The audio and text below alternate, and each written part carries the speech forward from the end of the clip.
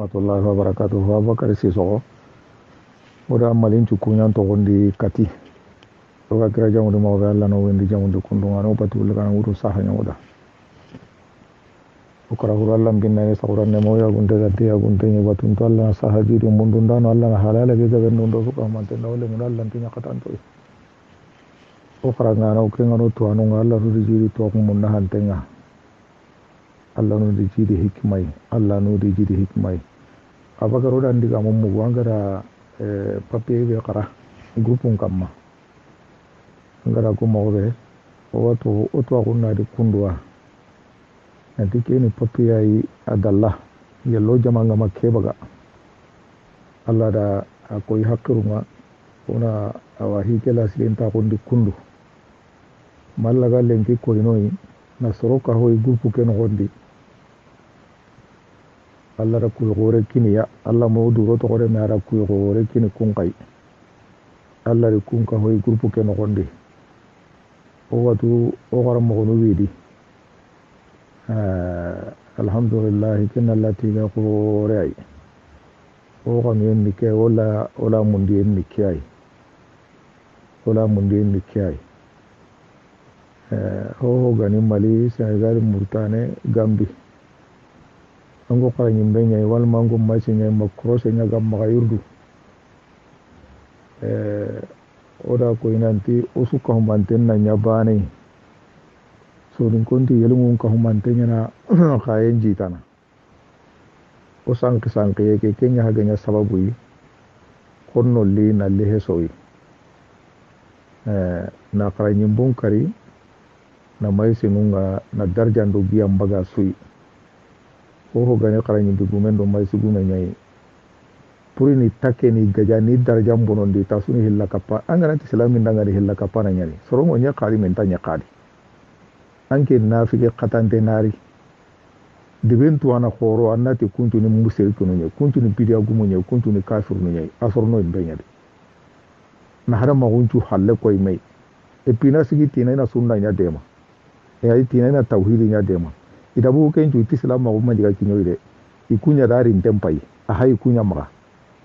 anta me qatan diga me mu kanta me ndam barantan diga me mu pu sigira mundi ndo to mundi bakari oda diga me pam sasa diga me ngo no kube kamma soro be no to nga ko ni papier ge no gondi nan tanke ngo ke sigirai oda ko diga me dikken ko tanantim annam bara hinya nan pasu jambayenga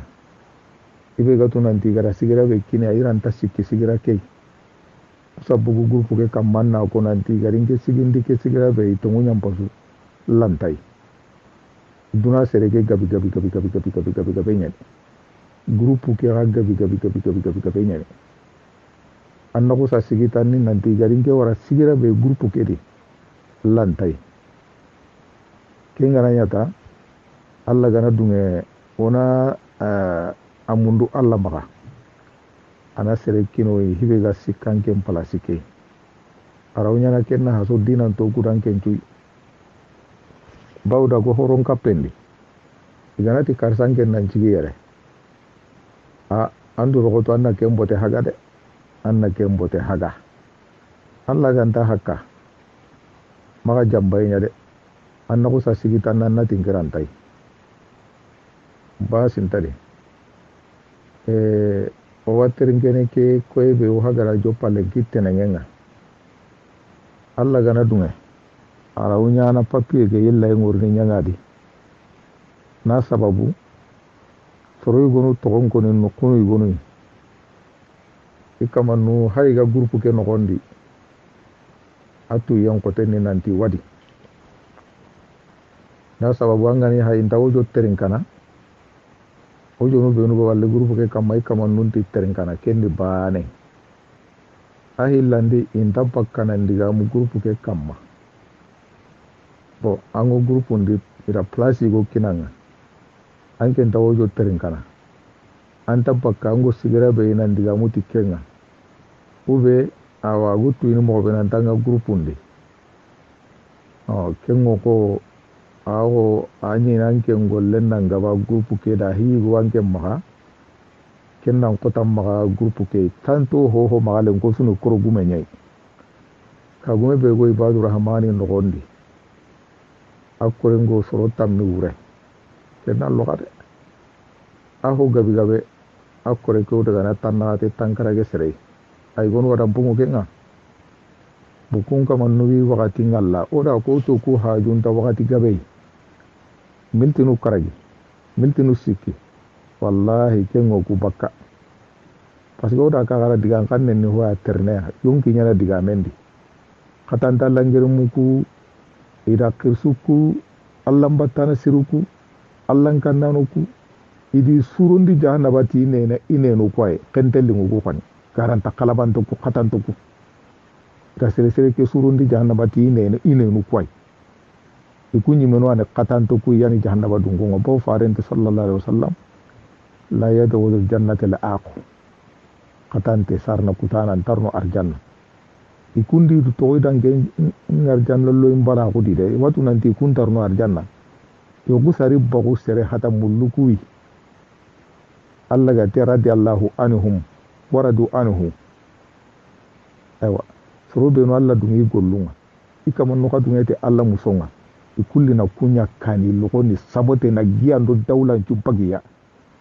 ho ma ga nyakka ba ko ngaka dide e menure mundi kismaru kunya ngirna de mundo dangun tingi di battenga na de bunchu kara na misidun chukara na sumpunun kutu na yaunun kurja inda duga mun ko beta inati na kunna na sunna nya dema inda diga mun inati na tauhidi nya dema indar masu waranga miside bedi nan daga almamin do misir gumun ta nyala gemalle may kadi ina problème ngaram miside ndi nan daga anya ke ngara dagi wajun diranga akan ta gemme kadi allem men ngara dagi wajun diranga akan ta gemme kadi idore muncu kopie ni nyire munga al ore munga nan daga kari karlanunga idi hakra la burekero ore mundo kismarun cui kanu jubbono lenki yo beta Allah woni do anya ora men groupe ke kamma o ke be konne duro ko to nyene rawnya na ogu ga munda mo be de ona munda Allah kana hanu kundu nyai oga munda mo be ona munda Allah na hanu kundu nyai haro ga dabranta gondi corona here nyon kahi ona here nyon kahi maisi no kudo kahu karanyin bu kudo kahu Allahu akbar kundaga hibanu ga kinye Allah fa mundu no Allah ma Allah ni nema hibanu ga biranta wonda Allah na barkere wundi khayre mundi kismaru be no biranta wondi khara kan tawo kero lembora o ke awara kan cigide khara kan tawo kero lembora o ke awara kan cigide sere ganta hibe tu sere tatine karran nake bango hibe to anda Allah tabakana kenka ko iwaina njeren turundi jahannaba di nene ngalla kendan karangunte nangu taxunu nampayindi angelan tabakana hoho ko awa konira gama nya ga maka konira mpaya ga maka ibadu rahmani aga mbugunan digamu yani o duwan na suka humantenda enten kulle suko groupe ke kamma o duwan mundu na suka humantenga Allah no kahu Allah no jiri Allah ganto no kasi lemunu kara duro koto gai marga tige marga karla yar bin jamana ide na so fauzanu ko ni to mu ka wayna diga mu television nga wayna diga mu radio nga gai marga haga da fauzani hanka ti dalilu karangana hakran tenju go dalilu be wutuna saw na fauzani kallu ku fita wajunda na katanta langere mum pay na fauzani dankun kitabu wutul lengi igai ni menu kisimanu nya musrike nunga ni menu kisimanu nya kafiru nunga ni frondi mbendi o tarongo kuncho ni ngalle mondi gai na fauzani kitabu wutu na listerin tunya kafiru nya tiya na nyisa fauzani gara ke digame be ku be suda tunan tara gare nya kon kalaba o sika gara yere hla o wati go ina ne len kar ngabo abakar jabun ne kay assalamu alaikum warahmatullahi wabarakatuh ibadur rahman o sage kata gai kenda ko ina to ta hana he ona dua Allah honna jere nyara gado ko groupe keri mo be anu ko war janna kengal halati Allah no de mana fami sire nyamu dangani kenda ngem pallo ga kilike ke o jobe kam makundu adani ada mundo maka nadi bito sikin cara gambakke ado bito nyeri sara gambakke ado tannakate awa jaragan bakke hurendangani awa gelli ogara ken hadise ngari nokube oragi ikiwarni tai ado groupe lemman cukka humante oni gara kare nantana kitabe ñigo mundu ahkam tamamil mauti diga ngabe wadi owanere jiidinde tanaka hay allah dungayen kamma hoho gani teren kana ñango ibadu rahmani nogondi na dalilen kita bito sikkin caragan bakke nga ado bito ñeri saragan bakke ado tannagate dalilen ngayi nokube allah farengati o huren jarabini khaburundi ay gonu ngari bito sikki ay gonu ngari bito ñeri ay gonu ngari tannagate bito fa rasul sallallahu alaihi wasallam sahaba nu ñugonu kite nañam mustahabunga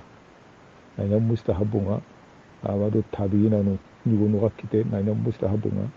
nanti awo gemme awa fureke fatiyen biton cikki anna saraxa mbaganda dangani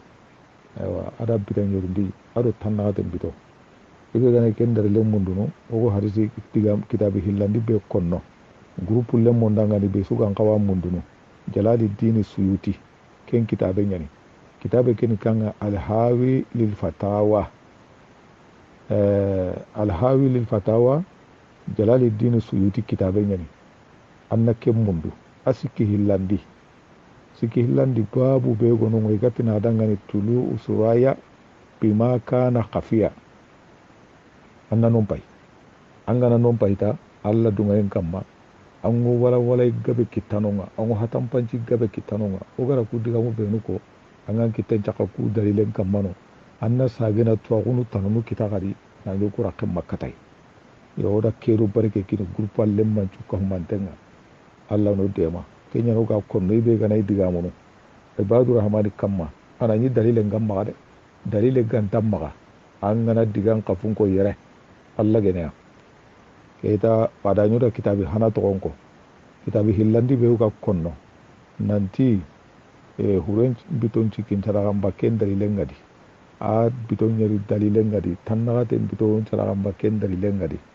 oda koti jalali dini suyuti kitabe ñani kitabe ke togo ñani alhawi lil fatawa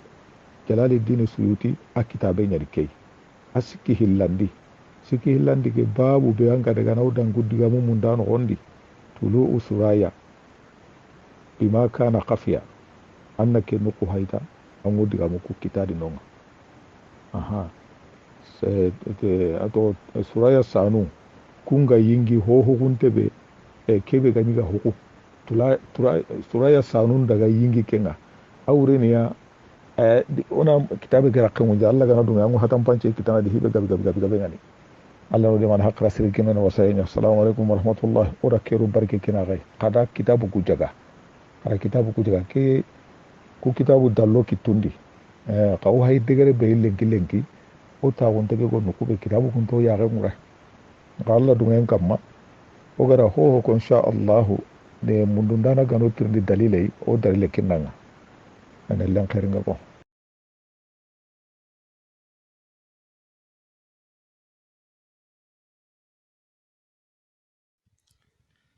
أعوذ بالله من الشيطان الرجيم بسم الله